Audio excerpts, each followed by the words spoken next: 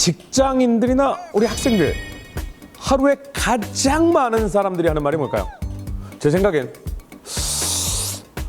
오늘 뭐 먹을까? 요 얘기가 아닐까 싶습니다. 그리고 창업을 준비하시는 분들도 메뉴를 뭘로 할까?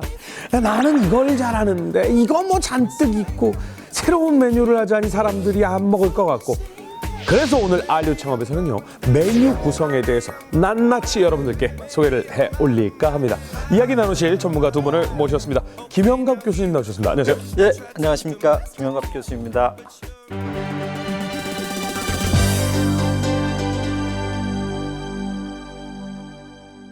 자, 그리고 김인복 대표님 나오셨습니다. 안녕하세요. 네, 안녕하세요. 김인복입니다.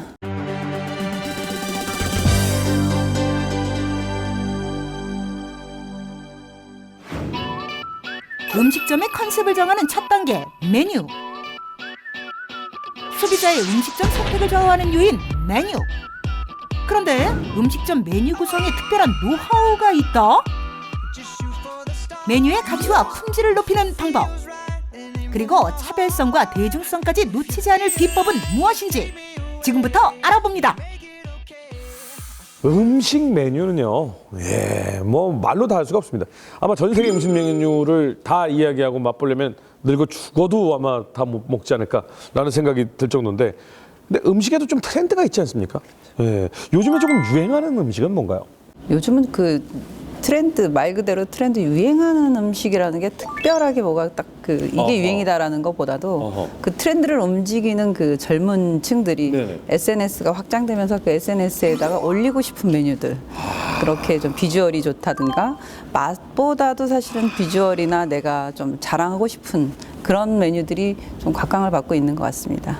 사람들이 보여주고 싶을 만한, 자랑하고 싶을 만한. 그렇죠. 경험을 할 수 있는 그런 메뉴들이 좀 예전하고는 좀 많이 좀 차이가 있죠.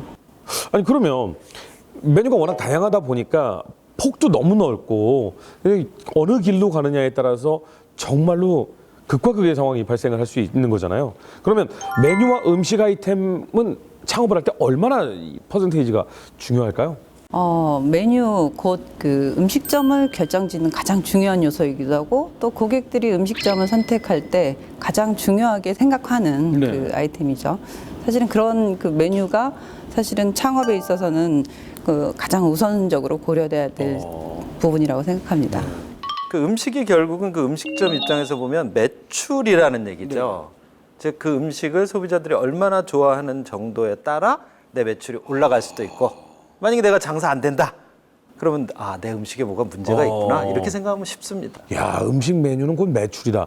이건 결국은 음식 메뉴를 선택하는 것에 따라서 내가 살아남을 수 있다 없다가 결정될 만큼 중요한 문제다. 네. 그럼 이렇게 중요한 건데 이 메뉴를 도대체 어떻게 정합니까, 이거?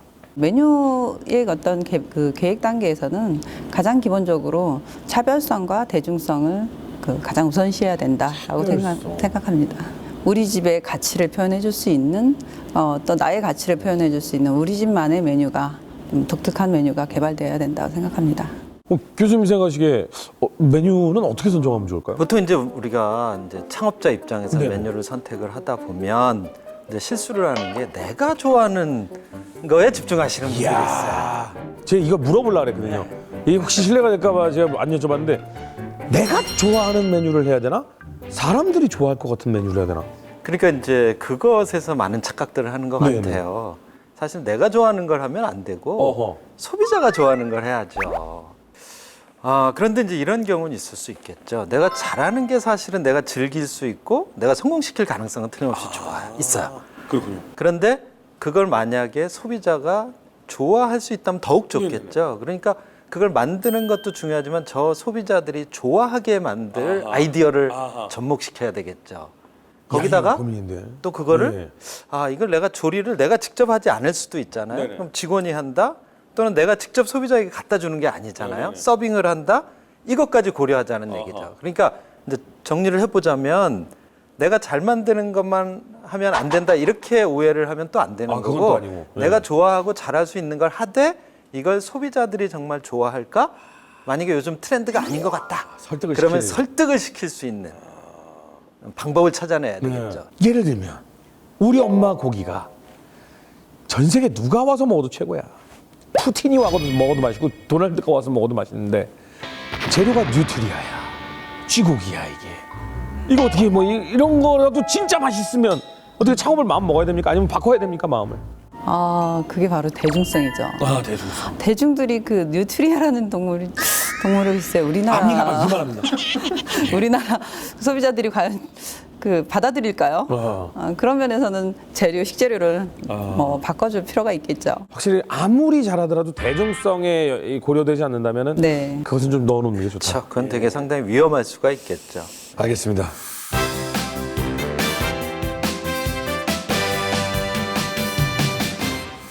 자, 그러면 일단 기본적으로 메뉴를 구성할 때 여러 가지 생각은 하지만 품질에 대한 생각을 안 할 수가 없습니다. 아무리 신메뉴를 개발한다고 해서 사람들이 느끼기에 이거는 뭐 아무리 노력을 많이 했어도 소비자가 느끼지 못하면 소용없다. 예, 맞아요. 이제 창업자들이 이 메뉴의 품질을 높여야 된다. 여기까지는 아는데 그럼 품질이 뭐야? 이러면 이제 잘 모르잖아요. 험하다. 그러니까 이제 보통은 사람들이 품질을 뭐라고 생각하냐면 맛있다. 이런 표현 많이 하잖아요. 그렇죠. 맛있는 집을 찾아가잖아요. 그렇죠, 맛집. 네. 그럼 맛이 이제 대표적인 품질이에요. 아하. 그런데 또 아까도 우리 얘기했지만 사진으로 찍기 좋은 메뉴. 이건 뭡니까? 이쁘다. 이쁘다. 예. 메뉴도 이뻐야 됩니다. 자, 그런데 그 이쁘다는 게 또 결국 보니까 색깔이 배색이 잘 맞는다. 그러니까 예를 들면 접시와 음식의 색깔도 네. 잘 맞고 그러니까 또 색깔도 보면 네. 중요하겠죠. 그런데 또 이 메뉴가 음식만 갖고 메뉴라고 우리가 생각하는데 네. 메뉴판도 메뉴예요. 그래요? 그러니까 그 메뉴판을 봤을 때의 느낌도 있죠. 사실은 품질에 영향을 있죠, 미치는 있죠. 겁니다. 예. 그러니까 사실은 알고 보면 아주 다양한 요소들이 있다는 걸 먼저 아하. 인지하고 그럼 내가 맛은 얼마만큼, 모양은 어떻게 하고, 색상은 어떻게 하고 아하. 이런 요소들을 골고루 고려할 수 있어야 되죠. 복잡하죠? 그러면 메뉴라는 것이 정말 다양성이 있고 중요한 지금 이 문제인데 이것의 가치를 높이는 방법이 좀 여러 가지 노하우가 있겠지만 대표적인 게 어떤 게 있을까요? 그 메뉴의 가치를 높인다는 건 사실은 가치라는 건 가격과도 굉장히 상관관계가 있습니다. 가치가 높으면 가격을 높여도 된다. 가치가 높으면 가격을 높일 수도 있고 얼마든지 더 소비자들이 인식하기에 가격이 낮으면 가치 또한 낮다고 인식할 수도 있습니다. 그럴 수 있죠. 네, 그렇기 때문에 목표 고객이 그렇죠. 누구인지를 미리 사전 조사하고 분석을 해서 그 고객이 지불할 적정 단가가 있죠. 어떤 가격대인지를 그 환경 조사를 네. 통해서 준비를 하셔야 됩니다. 한국말로 가치보다는 아마 여러분들이 더 잘 아는 단어가 값어치라는 단어예요. 값어치. 얘가 값어치를 하느냐? 그럼 예를 들면 이거죠. 내가 10,000원을 냈는데요. 얘 봤더니 내 생각에 이거 5,000원짜리밖에 안 될 것 같아. 이러면 이건 값어치가 없는 거죠. 없는 가치가 거죠. 떨어지는 거죠. 똑같은 건데도 20,000원을 받는데도요. 어떤 사람들은 그걸 내고도 내가 오늘 잘 먹었어. 그럼 가치가 있다는 거거든요. 이건 무슨 얘기냐면 결국 내가 지불하는 가격과 소비자가 느끼는 아까 우리가 앞에 얘기했던 품질 이것의 비율을 우리가 값어치라고 해요.